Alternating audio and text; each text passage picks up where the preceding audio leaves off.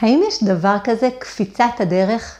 הגעה למקום מסוים יותר מהר מהרגיל, או ברכה בזמן, זאת אומרת שאדם יספיק משהו במהירות שהיא מעל לדרך הטבע?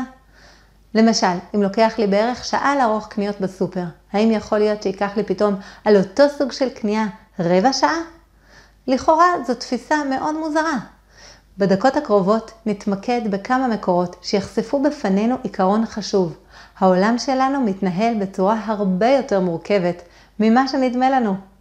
כולנו יודעים שהשם משגיח עלינו ויודעים שיש טבע בעולם ויש גם ניסים החורגים מהטבע.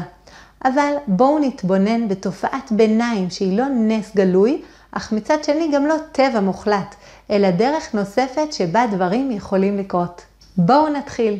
כידוע, במצוות שמיטה, בנוסף למצווה לא לעבוד את הקרקע, יש גם מצווה לשמוט את הכספים שהלווינו לעניים.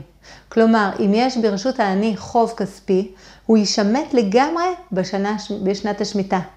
כמובן שבאופן טבעי מלחיץ להלוות לעני ממש לפני השמיטה סכום גדול של כסף, כי אדם עלול להפסיד הרבה כסף. על זה עונה התורה בצורה הכי פשוטה.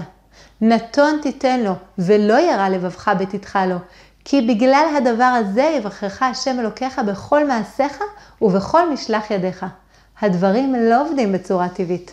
אתה תיתן, ודווקא בגלל הנתינה הזאת, תתברך בפרנסה שלך. כמובן שזה מיד מזכיר לנו את מצוות הפרשת מעשרות. ועל מצווה זו אומרים חז"ל, עשר בשביל שתתעשר, בדיוק הפוך מהטבע. אם תיתן 10% מהתבואה שלך, אתה לא תפסיד מזה, אלא זה יגרום לך להתעשר. עוד דוגמה, בפרשת בחוקותיי כתוב שאם נלך בחוקותיו של השם, ואכלתם לחמכם לשובע. הכי קל להבין את הברכה הזאת, שיהיה לנו הרבה לחם ונסבע ממנו, אבל המדרש דווקא אומר משהו אחר. לא שיאכל אדם הרבה ויסבע, אלא אוכל כמעה ושבע, מפני שמתברך במאיו. זה לא הכי טבעי. אתה תאכל כמות קטנה, את הלחם הרגיל שלך, וזה איכשהו יתברך לך במעיים ויסביע אותך. למה? כי הלכת בחוקותיי. עכשיו דוגמה אחרונה שמדברת על תזרימי כספים. היינו חושבים שאם מישהו עובד קשה יותר, הוא ירוויח יותר. עובד פחות, ירוויח פחות. נשמע הגיוני, לא? המדרש אומר, כל מזונותיו של אדם קצובים לו מראש השנה ועד יום כיפור. כלומר, בימים הנוראים מוחלט מה יהיה התקציב השנתי שלך, שזה מפתיע בפני עצמו. אבל שימו לב למשפט הבא, חוץ מהוצאות שבתות וימים טובים, והוצאות בניו לתלמוד תורה, שאם מוסיף, מוסיפים לו, ואם פוחת, פוחתים לו. אוקיי, שבתות וחגים לא בתוך התקציב השנתי. אם תשקיע בהוצאות שבת, יוסיפו לך מלמעלה עוד תקציב. אבל אם תתקמצן על הוצאות שבת, יורידו לך מהמכסה. כלומר, באופן הפוך מהטבע, שווה להוציא הרבה כסף על שבתות וחגים, וגם על לימוד התורה של הילדים שלך, כי זה בא מכיס אחר, ישירות מלמעלה. חשוב להגיד שאין כאן המלצה להתחיל לבזבז כסף סתם, ואין המלצה לא להתאמץ ולא לעבוד. אדם צריך להתנהל בצורה הגיונית בחיים, זה פשוט וברור. הערה נוספת, אנחנו לא תמיד זוכים לראות את ה-120 לצדקה ברשימת העשירים הכי גדולים. החישובים של השם אכן מסובכים יותר ממה שאנחנו יכולים להבין. כל זה קשור ישירות לסוגיית צדיק ורע לו, המפורסמת והסבוכה, שלא נוכל לפתור כאן. אז מה כן אפשר ללמוד מהמקורות האלה?